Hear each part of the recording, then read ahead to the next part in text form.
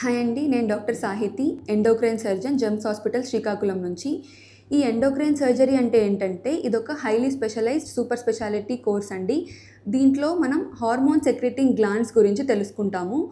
మన బాడీలో మన మెంటల్ అండ్ ఫిజికల్ వెల్బీయింగ్ కోసం హార్మోనల్ బ్యాలెన్స్ అనేది చాలా ఇంపార్టెంట్. అండ్ హార్మోనల్ ఇంబ్యాలెన్స్ వల్ల చాలా లైఫ్ స్టైల్ డిసీజెస్ కూడా వస్తాయి.